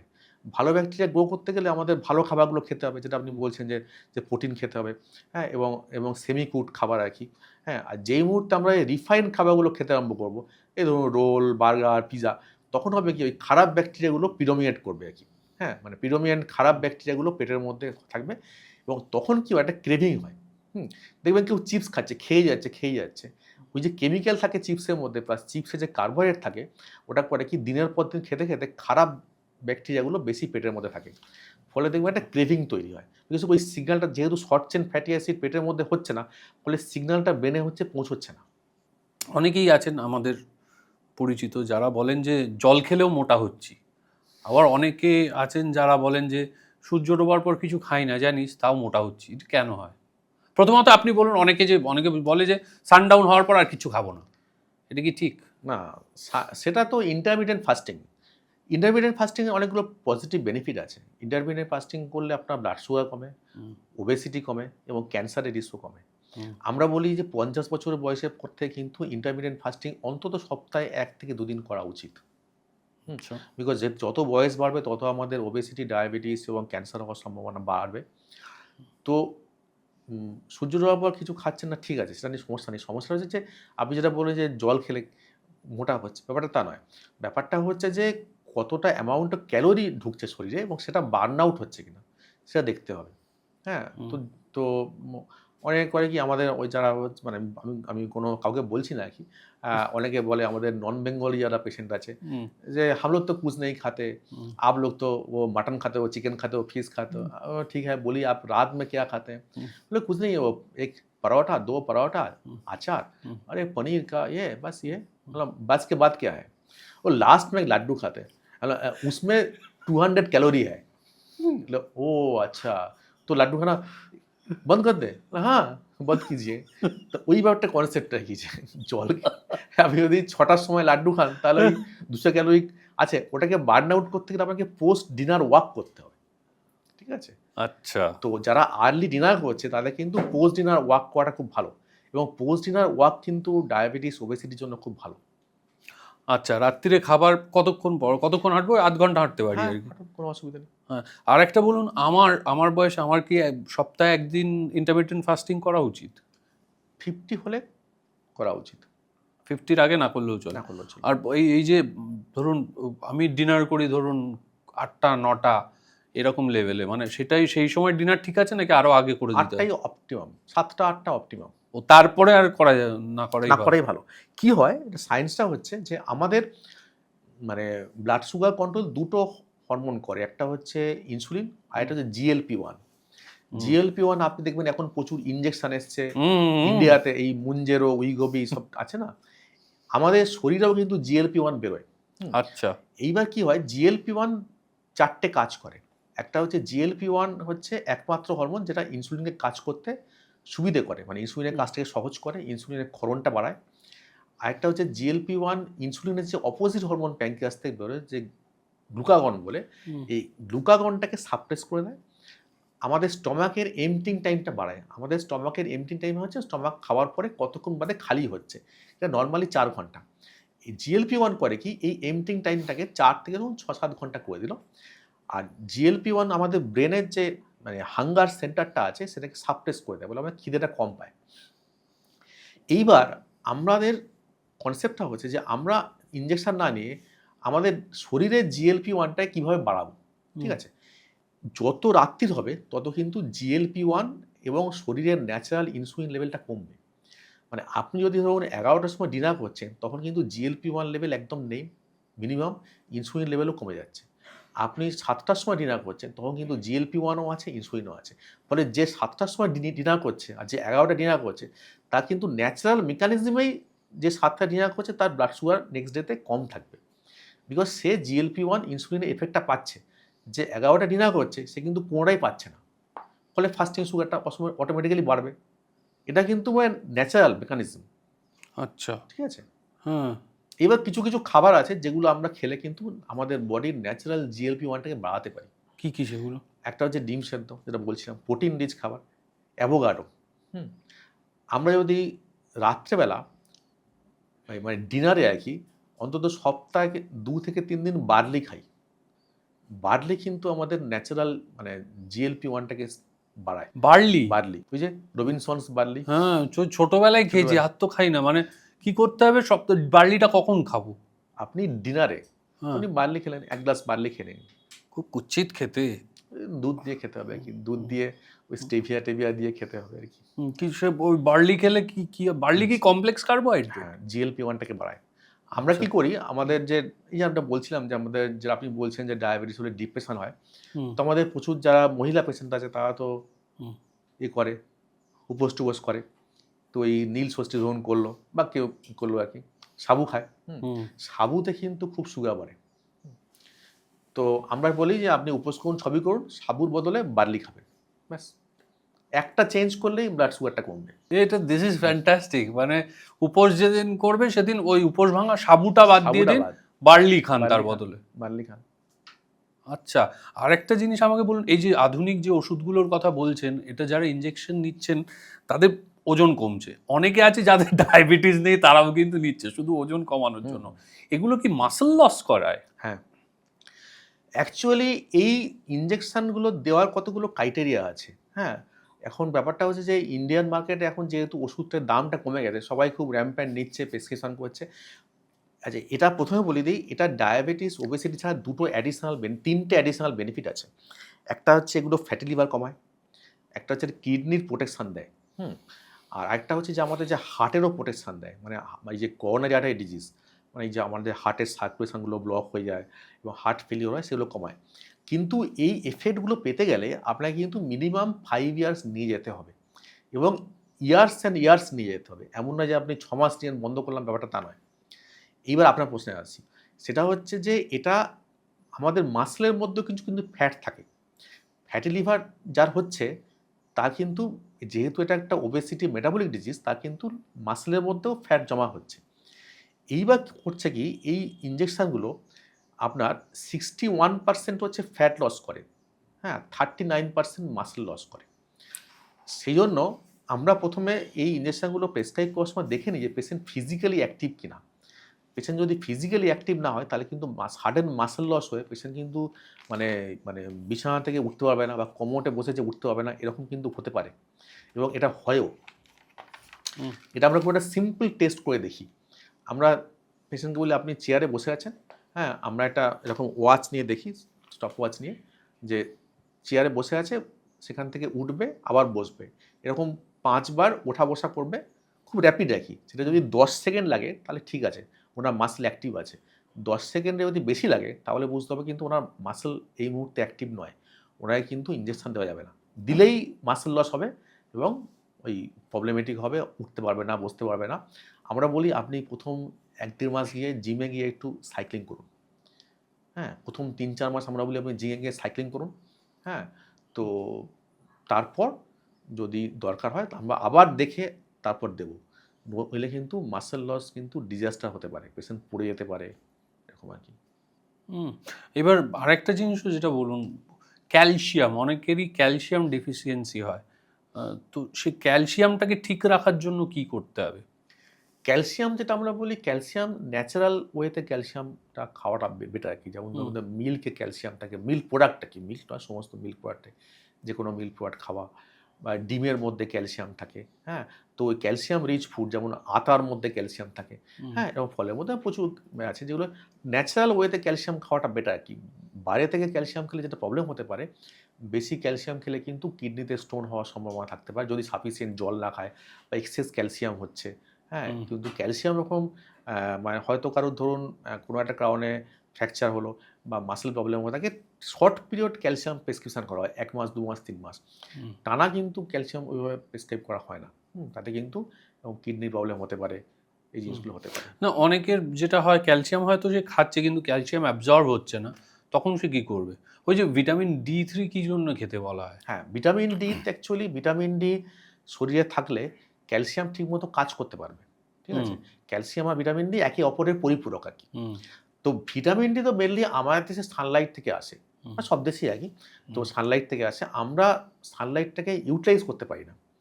হ্যাঁ? তো সানলাইটটা সবাই বলে মানে যে সানলাইট মানে কখন সানলাইট? কি বেলা দুপুর 12টা সানলাইটে দাঁড়ালে? সকাল ১০টা থেকে বিকেল ৩টের মধ্যে সপ্তাহে ৩ দিন অন্ততপক্ষে ০.৫ ঘন্টা খালি গায়ে সানলাইট লাগাতে হবে। আচ্ছা। ওই আপনি গোয়ায় দেখবেন হচ্ছে ফরেনাররা লাগায়। হ্যাঁ, ওরা কিন্তু সানট্যান করে। হ্যাঁ, ওরা কিন্তু আসে ইন্ডিয়াতে বেসিক্যালি সানট্যান হওয়ার জন্য। মানে হুম, ভিটামিন ডির জন্য আরকি। হুম, বিকজ ইউকেতে, আয়ারল্যান্ডে এসব জায়গায় কিন্তু অনেক সময় ইউরোপিয়ান অনেক কান্ট্রিতে মানে সানই সবসময় ওঠে না। কিন্তু যাদের পক্ষে ধরুন আমরা অনেকেই আছি যাদের এটা করা হয় না। আমরা যেটা বলি যে আপনি স্নান করার আগে গরমকালে তো বেশিক্ষণ পারবে না। ৫-১০ মিনিট খালি গায়ে রোদ্দুর লাগানো। রোদ্দুরটা লাগাতেই হবে। ওই ওষুধ খেয়ে নিলে হবে না? ওষুধ খেতে গেলে আপনাকে যেটা করতে হবে লেভেল দেখতে হবে ভিটামিন ডির হুম, এবং আবার কিছুদিন খেয়ে এটা উইকলি প্রেসক্রাইব করা ভিটামিন ডি ক্যাপসুল। আবার সপ্তাহে একটা খেতে হয়। থেকে আবার কিছুদিন ধরুন ৩ মাস বা ৬ মাস খেয়ে আবার চেক করতে হবে। ভিটামিন ডি যদি অপটিমাম থাকে তাহলেই কিন্তু ক্যালসিয়াম কাজ করতে পারবে। ভিটামিন ডি, ক্যালসিয়াম আর ম্যাগনেসিয়াম এটা হচ্ছে ৩টা একটা ট্রায়াঙ্গেলের মতো, একটা অপরের পরিপূরক আরকি। আরেকটা জিনিস বলুন, আমরা কোভিডের সময় সবাই মানে বন্ধু-বান্ধব, ডাক্তারদের পরামর্শেও কিছুটা সকলে মিলে ভীষণ মাল্টিভিটামিন ট্যাবলেটস খেয়েছি।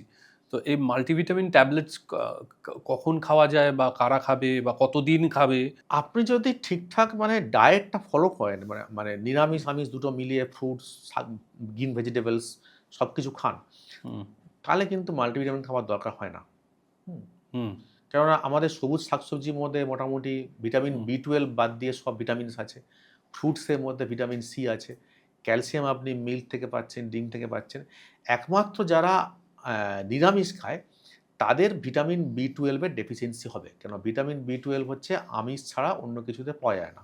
হুম, তাদের ক্ষেত্রে আমরা ভিটামিন B12 সাপ্লিমেন্ট করতে বলি। যারা আমাদের ধরুন হুম, মানে আমাদের যারা এই জৈন পেশেন্ট আছে বা গুজরাটি, মারওয়াড়ি পেশেন্ট আছে ওদেরকে আমরা ভিটামিন B12 সাপ্লিমেন্ট দিয়ে জিজ্ঞেস করে দিই, "আপনি কি ভেগান?" বলে, "হ্যাঁ, তো ইনবর্ন।" তাহলে খেতে হবে ভিটামিন B12। টেস্ট করেও দেখা যায়। হুম, কিন্তু আমাদের বাঙালিদের এরকম দোকান থেকে মাল্টিভিটামিন কিনে খাওয়ার কোনো দরকার নেই। হ্যাঁ, আপনি যে কোয়েশ্চেনটা করছেন যে কোভিডের সময় সেই সময় কি হয়? যে যেকোনো একটা ডিজিজ হলে সে কোভিডই হোক, কি একটা ভাইরাল ফিভারই হোক, কি একটা ম্যালেরিয়া হোক, কি একটা জন্ডিসই হোক, আমাদের অ্যাপেটাইটটা কমে যায়। তখন আমাদের ইনটেকটা কমে যায়। আমরা খাই কম। তখন হয়তো সবকিছু খাবার খেতে পারছি না। ধরুন আমি হয়তো ডিম সেদ্ধ খেলাম, কিন্তু দুধ খেতে পারছি না। তো তখন টেম্পোরারি হয়তো ১-১.৫ মাস একটা মাল্টিভিটামিন খেলাম। কিন্তু সুস্থ সবল লোক মাল্টিভিটামিন খাওয়ার কোনো জাস্টিফিকেশন নেই। এখন একটা খুব ট্রেন্ড চলছে যে লিভারকে রিসেট করা, ডিটক্স করা লিভারকে এবং রিসেট করা, সেটার জন্য জুস পাওয়া যায়। বিভিন্ন জুস খেয়ে, খেয়ে লিভার কি এরকম করে রিসেট হয়?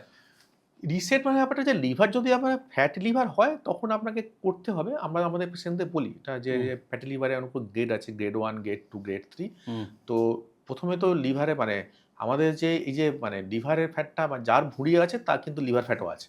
এটার জন্য আপনাকে কোনো পরীক্ষা নিরীক্ষা করার দরকার নেই, বোঝা যায়, হাত দিলেই বোঝা যায় যে লিভার ফ্যাট হচ্ছে।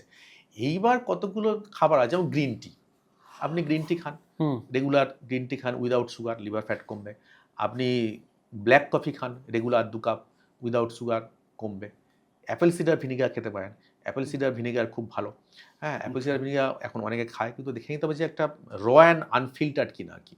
হ্যাঁ, অ্যাপেল সিডার ভিনিগার একটা র অ্যান্ড আনফিল্টার্ড পাওয়া যায় কি, তো সেটা আপনি খেতে পারেন। Apple cedar vinegar liver fat কমায়। আর জুস যেটা আপনি বলছেন, এটা একটা জুস আছে, এটা আমরা আমাদের পেশেন্টদেরও বলি আগে খেতে। জুস ঠিক নয়, মানে একটা মানে ওই মানে করে খাওয়া, মানে একটা হচ্ছে যে একটা বিট রুট আর কি, মানে যেটা আমরা বিট বলি আর কি। এখন ডায়াবেটিস না থাকলে বিট আপনি পুরোটাই খেতে পারবেন, ডায়াবেটিস থাকলে একটা অর্ধেক বিট নেওয়া আর একটা নেওয়া বেদানা, বিট বেদানা আর কোকো, যে হচ্ছে পাওয়া যায় না কোকো, যেটা কোকো পাউডার। হ্যাঁ, কোকো পাউডার। আচ্ছা, তো এইটা একটা মানে ধরুন আপনি হাফ বিট বা একটা বিট, একটা বেদানা আর একটা কোকো 1 চামচ 2 চামচ নিয়ে ব্লেন্ড করে খেয়ে নিলেন। এটা খুব একটা ভালো। এটা কদিন খেতে হয়? রেগুলার খেতে হবে। আচ্ছা, রোজ? এটা কখন খাবো, সকালবেলা না রাত্রি? খাবার যখন খুশি খেতে পারে, যার যখন সুবিধে খেলো। এটা কতটা খাবো, মানে 1 গ্লাস মতো? ওই ব্লেন্ড করলে 1 গ্লাসই হবে। একটা বিট, একটা ধরুন বেদানা আর 2 চামচ কোকো ব্লেন্ড করলে 1 গ্লাসই হবে, খেয়ে নেবে। আচ্ছা, আর কি করা যায়? মোটামুটি এগুলো আপনি লাউয়ের রস খেতে পারেন, খেতে খুব বাজে, কিন্তু লাউয়ের রস খেলে কিন্তু হয়, মানে লিভার ক্লেন্স করে। আর একটু বিট নুন দিয়ে খেতে পারে, বা একটু ওই গোলমরিচের গুঁড়ো দিয়ে খেতে পারে। তার মানে এক্সারসাইজ করতে হবে, এই এই এই রসগুলো খেতে পারে, এবার এই জিনিসগুলো খেতে পারে, তাহলে কি মোটামুটি ভাবে। কিন্তু তার সঙ্গে আমাদের এই ভাজাগুলো অ্যাভয়েড করতে হবে আর কি। মেন হচ্ছে ফ্রাইড ফুড অ্যাভয়েড করতে হবে। সফট ড্রিঙ্কস, এই যে যত আছে Thums Up, Coke, Limca, mineral, সব অ্যাভয়েড করতে হবে আর কি। এইগুলো বেশি ক্ষতিকর। তেলগুলো, হ্যাঁ, মানে আপনি এই জুসগুলো খেলাম আর যদি আপনি পাড়ার দোকান থেকে রোল খাই, তাহলে তো হবে না ব্যাপারটা। ওইগুলো ফার্স্ট অ্যাভয়েড করতে হবে, তাহলেই কিন্তু মানে আমাদের একটা খুব সিম্পল হিসেব আছে। আপনি এই যে মানে ইয়েগুলো আছে যত মানে রিফাইন্ড কার্বোহাইড্রেট, সবগুলো বন্ধ করলেই উইদিন 30 days লিভার রিসেট করে যাবে। What about alcohol? অ্যালকোহল, দেখুন অ্যালকোহলিক লিভার ডিজিজের সেপারেট এন্টিটি আর কি।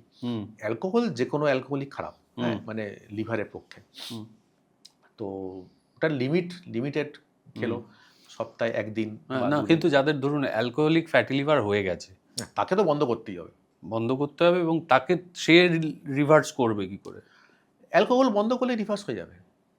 ও, লিভারে একটা প্লাস পয়েন্ট কি আছে, লিভারে আপনি যদি ধরুন লিভারের মানে একটা যেটা বলে আর কি, যে লিভার হচ্ছে বডির একমাত্র অর্গান যেটা রিজেনারেট করতে পারে, আবার মানে গজাতে পারে। তো 7 ভাগের 1 ভাগ যদি থাকে, ওখান থেকে কিন্তু গজাতে পারে।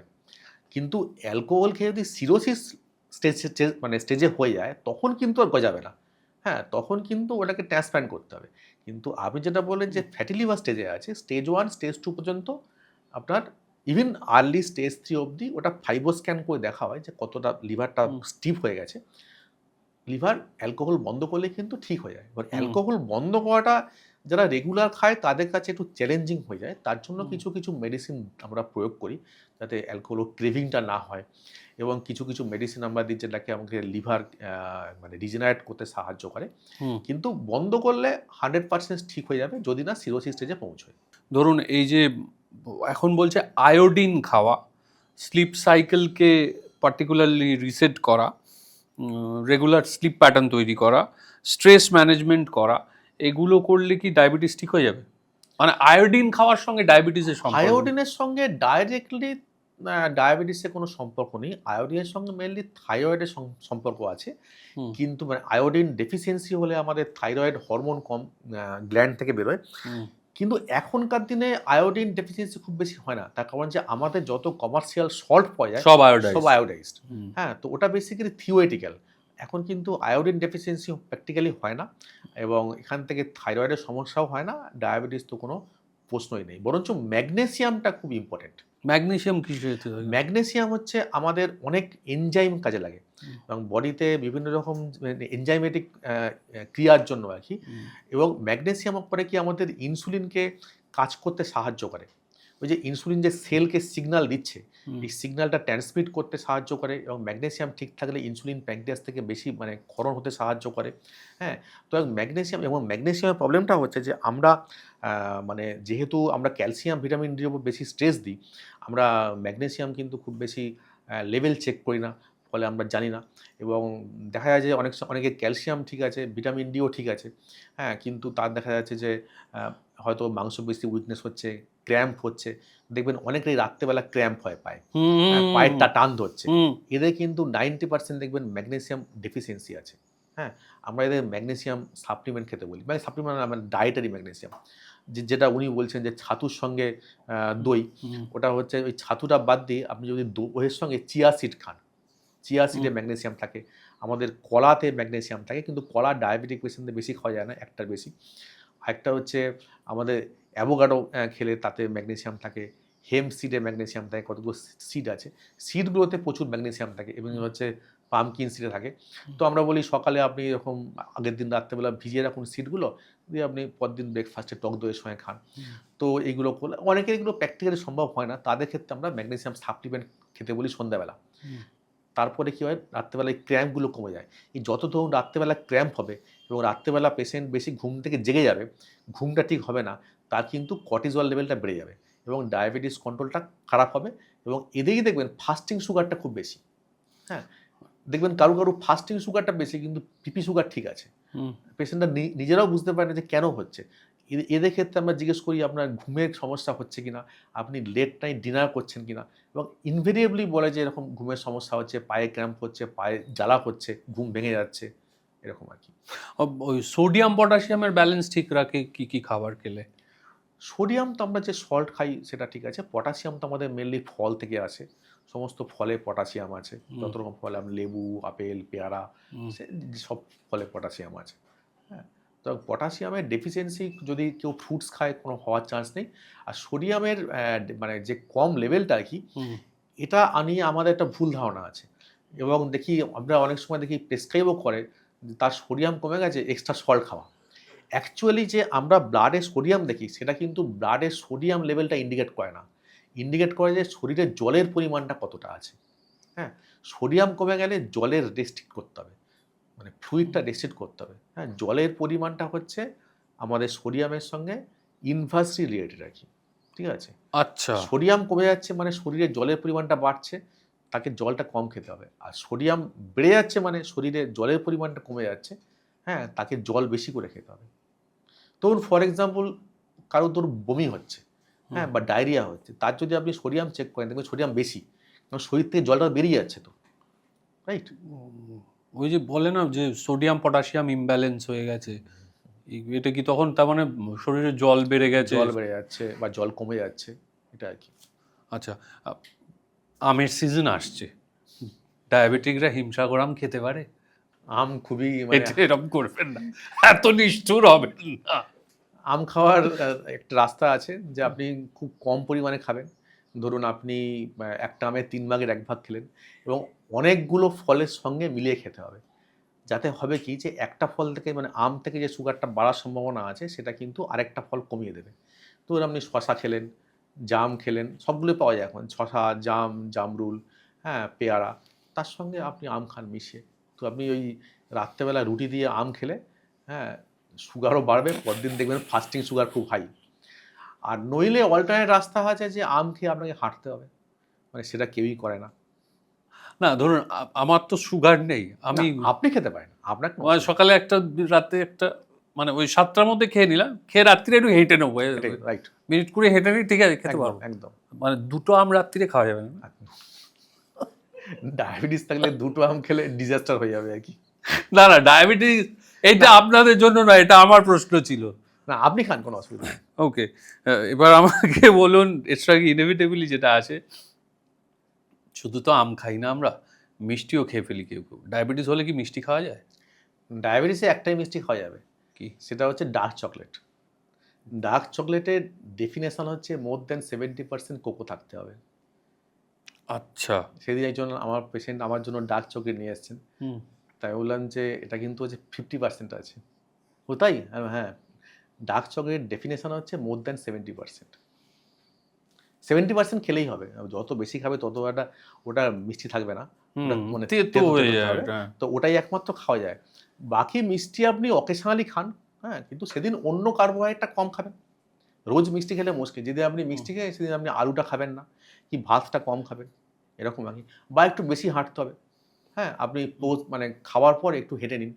প্রত্যেকবার খাবারের পরে আমরা যদি ১৫ মিনিট হাঁটি, ব্রেকফাস্ট, লাঞ্চ, ডিনার, তাহলে কিন্তু আমাদের খাওয়ার পর যে সুগারের স্পাইকটা কিন্তু অনেকটা কমে যায়। এবং এই জিনিসটা কেউ করে না। এটা একটা মুশকিল। না, আমি যদি একবারে ৪৫ মিনিট হেঁটে নিই? ভালো। কিন্তু সেটা তো ঠিক আছে। কিন্তু আপনি যদি মিষ্টি খান বা হাই কার্বোহাইড্রেট খান, তারপরে পোস্ট মিল ওয়াকটা আরো বেশি কার্যকরী। পোস্ট মিল ওয়াক, এটা আমার মাথায় রইল, এটা I will start from today only. আজকের পর্বের শেষ প্রশ্ন, সেটা হচ্ছে যে অনেকেই খাবার, অনেক বাড়িতেই আছে যে খাবার শুরু হয় তেতো দিয়ে, এটা কি ঠিক হ্যাবিট? যদি ডায়াবেটিস না থাকে, কোনো অর্ডার চেঞ্জ করার দরকার নেই। ডায়াবেটিস থাকলে প্রথমে শুরু করতে হবে হচ্ছে স্যালাড দিয়ে, যেটা আপনি একদম প্রথমে বলছেন কাঁচা আরকি। তার মধ্যে আপনার পেঁয়াজ থাকবে, শসা থাকবে, টমেটো থাকবে, বিট থাকবে, অল্প গাজর থাকবে। যখন ব্রোকলি পড়ে যায় ব্রোকলি থাকবে, তার মধ্যে একটু লেবুর রস দিয়ে আর ধনেপাতা দিয়ে মেখে মোটামুটি এক বাটি স্যালাড। তারপর হচ্ছে প্রোটিন, ডাল। এটা হচ্ছে এক বাটি ডাল খেয়ে নিলেন। তারপরে কার্বোহাইড্রেটটা শুরু হবে। তারপর আপনি এরকম এই কাপ হলে আপনার মোটামুটি ১ কাপই ভাত নিতে হবে। একটু বড় কাপ। তার হাফ ভাত হচ্ছে আপনার দিয়ে, একটা সবজি দিয়ে, আলু ছাড়া যেকোনো সবজি দিয়ে, আর আরেক কাপ আপনি মাছ দিয়ে খেলেন। লাস্টে টক দই। তো এবার আপনার প্রশ্ন যে তেতো। তেতোতে বেসিক্যালি হ্যাঁ, আমরা দেখেছি উচ্ছে খেলে বা যে তেতোগুলো আছে উচ্ছেই বেশি যেহেতু পাওয়া যায়, তেতো দিয়ে আপনি শুরু করতে পারেন। তেতো খেলে দেখা যাচ্ছে আমাদের মানে উচ্ছে খেলে স্পেসিফিক্যালি আমাদের ইনসুলিনের ক্ষরণ বাড়ে বা ইনসুলিনের কর্মক্ষমতা বাড়ে, কাজ করতে সাহায্য করে। তেতোটা মানে খাওয়াটা ভালো। আর এই প্রসঙ্গে আরেকটা জিনিস বলে দিই, সেটা হচ্ছে যে আমরা অনেকেই ঢ্যাঁড়স খাই সবজি হিসেবে। ঢ্যাঁড়স কিন্তু ডায়াবেটিসের জন্য খুব ভালো। তার কারণটা হচ্ছে ঢ্যাঁড়স আমাদের হাই ফাইবার ডায়েট রাখি। কিন্তু একই মিলে উচ্ছে আর ঢ্যাঁড়স খাওয়াটা ঠিক নয়। তার কারণটা হচ্ছে উচ্ছে আর ঢ্যাঁড়সে একটা কেমিক্যাল রিঅ্যাকশন হয়। ফলে দুটোরই মানে নিউট্রিয়েন্টগুলো কমে যায়। ফলে আমরা যদি বলি আপনি যদি দুপুরে উচ্ছে খাচ্ছেন, রাত্রেবেলা ঢ্যাঁড়স খেলেন, ঠিক আছে। সেম মিলে না খাওয়াই ভালো। তাহলে দুটোরই বেনিফিটটা আমরা কম পাবো আরকি। ঠিক আছে? তো তেতো খেতে কোনো অসুবিধা নেই। আপনি সপ্তাহে ১-২ দিন তেতো দিয়ে শুরু করলেন। কিন্তু মোস্ট অফ দ্য কেসে ডায়াবেটিসের মিল শুরু করতে হবে প্রথমে স্যালাড দিয়ে, তারপর প্রোটিন দিয়ে মানে ডাল দিয়ে, হ্যাঁ? তারপর আপনার ভাত এবং সবজি, ভাত এবং মাছ, লাস্টে টক দই। এটা হচ্ছে একদম পারফেক্ট লাঞ্চ বা ডিনারে ভাতের পর রুটি খেলেন, ভাতের পরিবর্তে আরকি রুটি খেলেন, মাল্টিগ্রেন আটার রুটি। অনেকগুলো গ্রেন দিয়ে আটার রুটি আরকি। শুধু যেটা আটাটা অনেক বেশি সুগার বাড়ায় আরকি। আর আমরা বলি একই খাবার দুবার না খেতে। অনেকে বলে কি আপনার রাত্রিবেলা রুটি খাচ্ছেন আর ব্রেকফাস্টেও খাচ্ছেন। ব্রেকফাস্টটা অ্যাকচুয়ালি কার্বোহাইড্রেট না খাওয়াই ভালো। তার কারণটা হচ্ছে যে আমাদের যখন ঘুম ভাঙে, তখন আমাদের বডির একটা সিগন্যাল লিভারে যায় যে মানে আমাদেরকে প্রিপেয়ার করার জন্য সকালবেলা উঠেই কাজ করতে হবে। কেউ ধরুন হচ্ছে বাজারে যাচ্ছে, কেউ হাঁটতে যাচ্ছে। ফলে কি আমাদের হচ্ছে গ্লুকোজ দরকার। তো এই কর্টিজল লেভেলটা তখন বেড়ে যায়। বেড়ে লিভারকে একটা সিগন্যাল দেয় যে গ্লুকোজ প্রোডাকশন করার জন্য। এইবার নরমাল যখন গ্লুকোজ থাকে, তখন প্যানক্রিয়াস করে কি ওই মানে ইনসুলিনের মাধ্যমে একটা সিগন্যাল লিভারে পাঠায় যে না আর ফার্দার গ্লুকোজ প্রোডাকশন করার দরকার নেই। ব্লাডে সাফিসিয়েন্ট গ্লুকোজ আছে। এবার যেই মুহূর্তে আমার ডায়াবেটিস বা প্রি-ডায়াবেটিস হচ্ছে, তখন কিন্তু ওই সিগন্যালটা ট্রান্সমিটেড হচ্ছে না। ফলে দেখবেন আমাদের কিন্তু ঘুম থেকে উঠলে সুগারটা বেশি। মানে এদের ক্ষেত্রে প্রি-ডায়াবেটিস, ডায়াবেটিসের ক্ষেত্রে, নরমাল পেশেন্টদের ক্ষেত্রে নয়। এবার এই সুগার বেশি অবস্থায় আমি যদি ব্রেকফাস্টে আবার কার্বোহাইড্রেট খাই, তাহলে কিন্তু সুগারটা আরও বেড়ে যাবে। এবং এইটাই রিজন যে আপনি দেখবেন ফাস্টিং সুগার ঠিক আছে, পিপি সুগার ঠিক আছে, কিন্তু HbA1c অনেক বেশি। হ্যাঁ?